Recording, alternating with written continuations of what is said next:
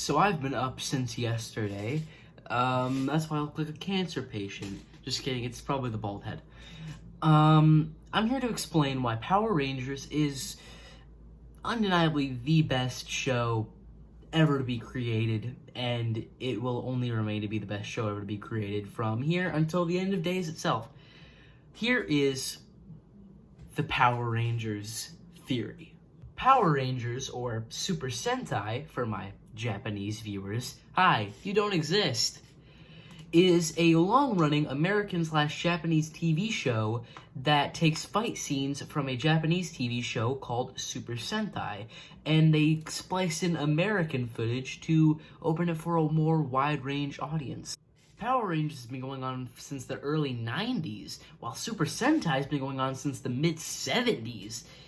It's a very long-spanning franchise that does not seem to have an end in sight, either or, Sentai or Power Rangers. You'll never really see an A-lister in Power Rangers, but if you're an actor who knows anybody, you know about Power Rangers. It's synonymous with acting itself. Either it's bad acting, like in Wild Force, or maybe it's good acting, like in RPM. One thing that's consistent with every single Power Rangers franchise, every single season, is its big-ass robots fighting big-ass monsters, and god damn it if I do not love it. This is why I have constructed the Power Rangers theory. Now me, Professor Sugma, MD, I have formed many theories in the past. The Pizza Hut theory, that's the only other theory I've made up besides the Power Rangers theory.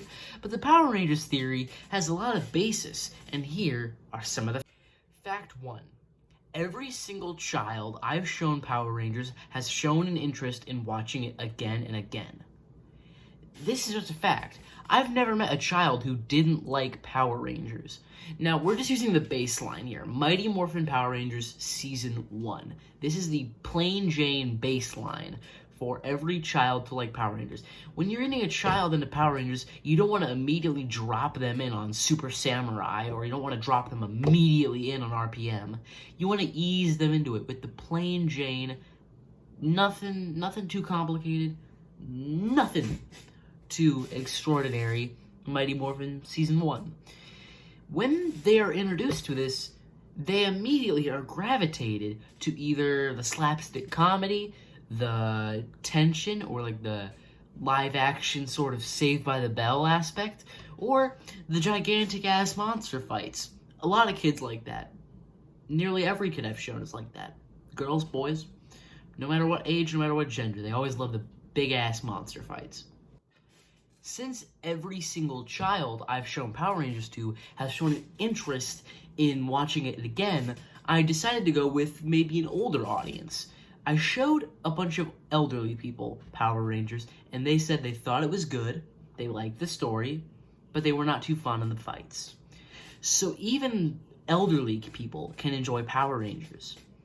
Now, I'm not using like brainwaves or how they respond to it. It's just a fact that no one has disliked Power Rangers. There will be people who dislike a season. Like, I'll show Wild Force to somebody and they'll be like, not too into this. Because I also, indeed, hate Wild Force. It sucks. And also, the Red Ranger killed someone in real life. Look it up. He was defending himself, yes, but he went to prison, nonetheless.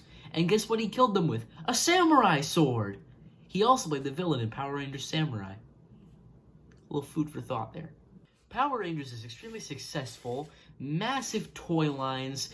Every single season, people are there, people are viewing. But there's one outlier, one season that no one seems to like, and that's Power Rangers Turbo. Power Rangers Turbo was a little bit after Mighty Morphin Alien Rangers, and nobody really liked it. I mean, people remember it, but people don't really like it. The Blue Ranger was a child who would morph into a human-sized body whenever he would morph. That was creepy, and I didn't like it. And that's why I barely ever watched Turbo. It disturbs me. The movie was not well received. Just the season as a whole wasn't well received. That's outlier number 1. Outlier number 2.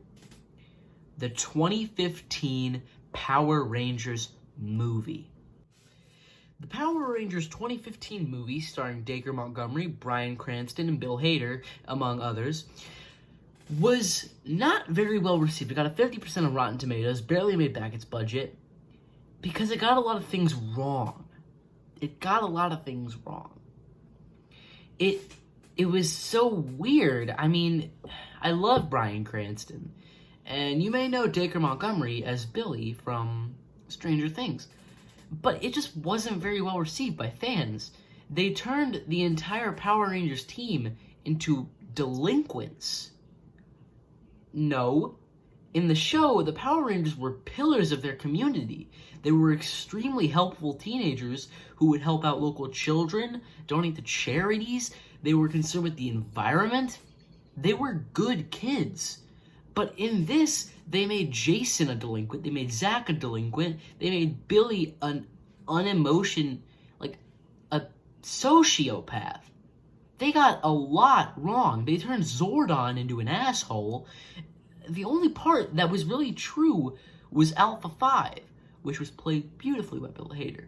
I would love to see him come back as Alpha 5. However, Richard Steven Horvitz can still play Alpha 5. And you might know Richard Steven Horvitz, who plays Alpha 5 in Power Rangers, as Invader Zim. That's right. This man is in a lot of stuff. I love him very much. However, Bill Hader was a very good Alpha 5. He held that energy because, he's Bill Hader. He held that energy really nicely, and I think he was a very good Alpha 5. Rito didn't look good. Goldar didn't look good. They just got a lot wrong. And I've heard that there's a reboot in the works of the movie, which I'm pretty excited for. Now, they also tried to do the whole thing where they make them cast more diverse. The cast was already diverse in the show. You know that, right? The cast was already very diverse. You didn't have to change much. I'm not complaining about this. I mean, I don't really care. But it's more just about, acting ability. You gotta, realize... I know typecasting is bad for a lot of things. I'm just saying. But if we're talking about the pinnacle of Power Ranger movies, we're looking no further than the Mighty Morphin Power Rangers movie. This was a smash hit. Everybody loved it. They had awesome characters like Ivan Ooze. It was so amazing. That white Tiger Ranger, powerful as hell. It's amazing. Now, there's one Ranger who's pretty much stayed consistent with everything. Tommy Oliver. Tommy Oliver is a legend. He plays the Green Mighty Morphin Ranger, the White Mighty Morphin Ranger, the Red Zeo Ranger, the Black Dino Charge Ranger. And he's pretty much in every single season. He's a god. People in the Power Rangers universe know him and they know who he is. And he even made a small cameo at the end of the Power Rangers 2015 movie. Yeah, he's everywhere. You can't have Power Rangers without Tommy Oliver or Jason David Frank, martial arts enthusiast. So this study that I've done has concurred that if you show a child Mighty Morphin Power Rangers, they will love it. It's a show for the whole family. If you don't like SpongeBob, maybe just get a Netflix subscription. A Netflix subscription will give you access to every single season of Power Rangers, except for the Turbo movie, the Mighty Morphin movie, and the 2015 movie. This video took a while to make. I hope you enjoyed it. I hope that you are happy. I hope you're safe. Thank you for 300 subscribers. This is amazing. I wouldn't have made it here without you. The last YouTube channel I had to delete. I only got to 50 subscribers. That was huge for me. This is unbelievable.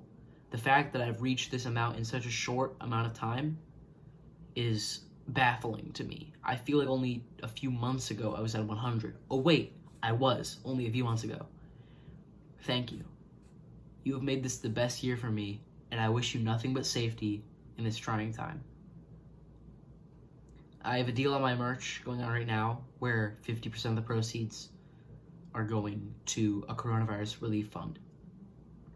Please stay safe, please stay home, and just know I appreciate you, I love you, and I want you to be safe. This has been Young Sugma, aka Zach, telling you thank you. I couldn't have done this without you.